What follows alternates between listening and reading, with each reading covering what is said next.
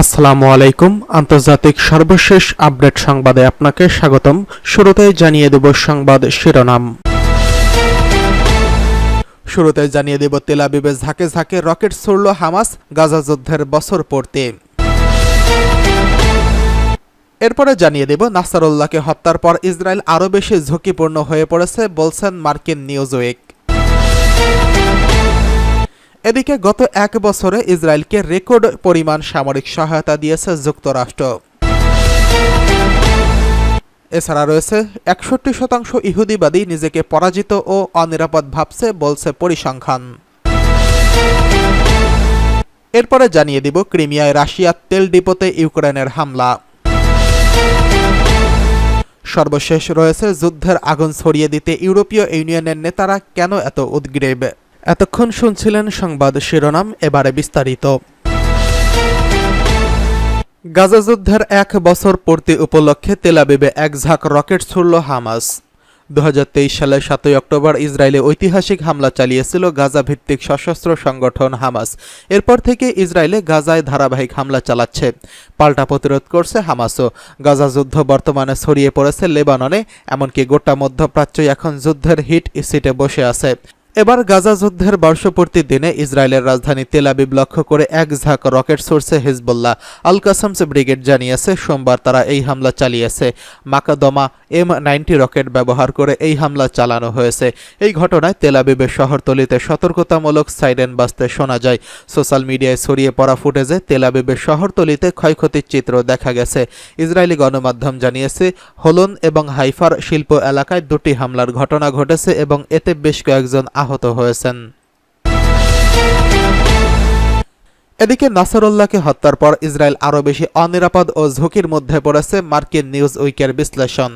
লেবাননে ইসলামী প্রতিরোধ আন্দোলন হিজবুল্লাহর মহাসচিব সৈয়দ হাসান নাসরুল্লাহকে হত্যার পর কেন ইহুদিবাদী ইসরায়েলি শাসক গোষ্ঠী আরও অনিরাপদ এবং নিরাপত্তাহীন হয়ে পড়ল তা নিয়ে আলোচনা করছে একটি মার্কিন মিডিয়া।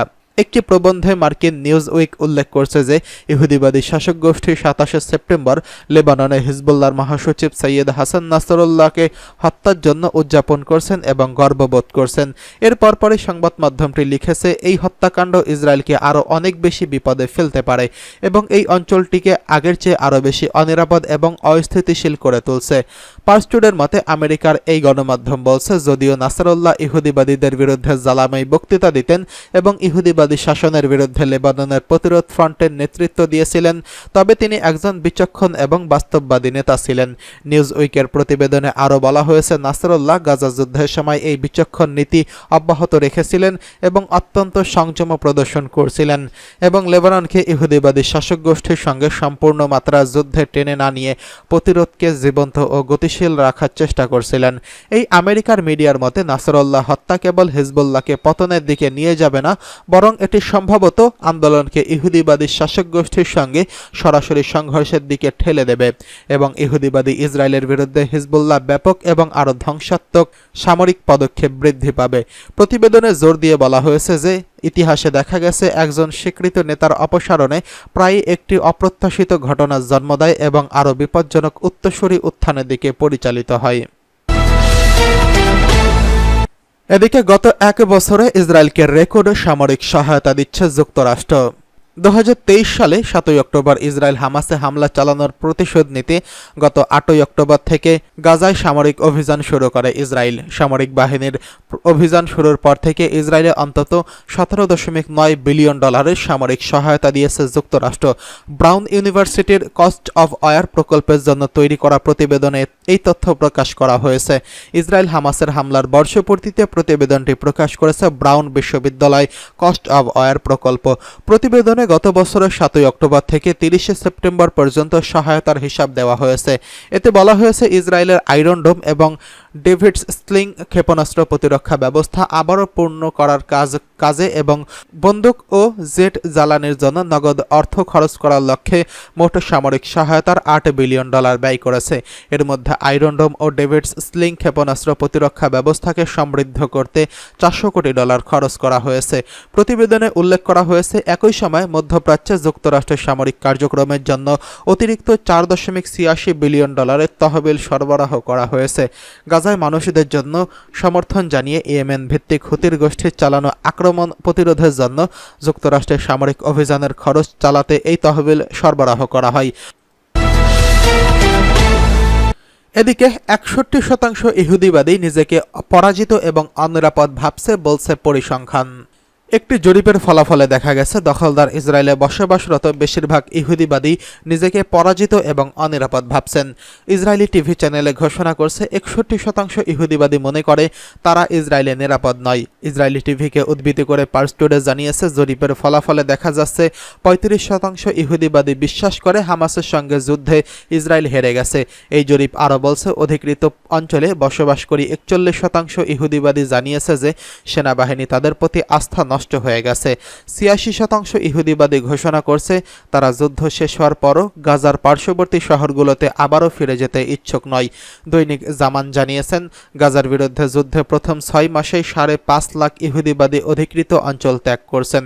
ইসরায়েলে বর্তমান পরিস্থিতি এবং রাজনৈতিক নেতাদের মধ্যে দ্বন্দ্বের কথা উল্লেখ করে বিশেষজ্ঞরা বলছেন, এভাবে চলতে থাকলে ইসরায়েল দীর্ঘস্থায়ী হবে না এবং একসময় ভেঙে পড়বে। এদিকে ক্রিমিয়ায় রাশিয়ার তেল ডিপোতে ইউক্রেনের হামলা। ইউক্রেনের সেনাবাহিনী জানিয়েছে তারা ক্রিমিয়ার উপদ্বীপে একটি বড় তেল ডিপোতে হামলা চালিয়েছে। রাশিয়ার ওই জ্বালানি সরবরাহ ব্যবস্থা নিয়ন্ত্রণ করে। কিয়েভের কর্মকর্তা বলছেন তাদের ক্ষেপণাস্ত্র বাহিনীর টার্মিনালে হামলা চালিয়েছে। তবে রাশিয়া এখনও হামলার বিষয়টি নিশ্চিত করেনি। তবে এই এলাকায় আগুন জ্বলতে দেখা গেছে, কিন্তু কোনো হতাহতের খবর এখনও পাওয়া যায়নি। এই এলাকার পৌর কর্তৃপক্ষ জরুরি অবস্থা ঘোষণা করছেন। 3 শতাধিক লোককে নিরাপদ আশ্রয় সরিয়ে নেওয়া হয়েছে। সোশ্যাল মিডিয়ায় ছড়িয়ে পড়া ফুটেজে দেখা গেছে টার্মিনাল থেকে ধোঁয়া উঠছে। স্থানীয় কর্তৃপক্ষ জানিয়েছে তারা আগুন নেভানোর চেষ্টা করছেন। এদিকে মস্কোর প্রতিরক্ষা মন্ত্রণালয় জানিয়েছে ইউক্রেন থেকে ছোড়া 21 ড্রোনের মধ্যে তারা 12টিকে ভূপাতিত করছে। এদিকে যুদ্ধের আগুন ছড়িয়ে দিতে ইউরোপীয় ইউনিয়নের নেতারা উদ্বিগ্ন হয়ে উঠেছে। আল জাজিরা নিউজ চ্যানেল এক প্রতিবেদনে প্রশ্ন তুলছে, বর্তমান স্পর্শকাতর সময় ইউরোপীয় ইউনিয়নের নেতারা কেন যুদ্ধের আগুন জ্বালাতে চায়। আল জাজিরা সাম্প্রতিক বিশ্লেষণে বলা হয়েছে, ইউরোপ মহাদেশে চলমান নানাবিধ সংকটের কারণে ইউরোপীয় ইউনিয়নের নেতারা পশ্চিম এশিয়ায় যুদ্ধের আগুন ছড়িয়ে দেওয়ার চেষ্টা করছে। পার্স টুডের মতে আল জাজিরা আরও বলছে, ইউরোপীয় ইউনিয়ন সংকটে রয়েছে এবং এই কারণেই এই ইউনিয়নের নেতারা যুদ্ধের মাধ্যমে তাদের সংকট নিষ্পত্তি করতে চান। আল জাজিরার এই বিশ্লেষণের আরেকটি অংশে বলা হয়েছে, ইউরোপীয় নেতারা তাদের অঞ্চলের জন্য যুদ্ধ অর্থনীতি এবং সামরিকীকরণের স্লোগান প্রচার করে, কারণ তারা বিশ্বাস করে যে সামরিক শক্তি বৃদ্ধি ইউরোপের দুর্বল অর্থনীতিকে শক্তিশালী করতে পারে। এই বিশ্লেষণে ইউরোপীয় ইউনিয়নের নেতারা উগ্র নীতির সমালোচনা করে বলা হয়েছে, তাদের এই আচরণ ইউরোপের সংকট নিরসনের পথে বড় বাধা হয়ে দাঁড়াবে। বিশ্লেষকরা মনে করছেন, যুদ্ধের আগুন জ্বালানো এবং অস্ত্র সরবরাহ করার প্রস্তুতি সম্পর্কে সমস্ত প্রচেষ্টা ইউরোপীয় জনগণের দৃষ্টিকে ভিন্ন খাতে প্রবাহিত করার চেষ্টা করছে।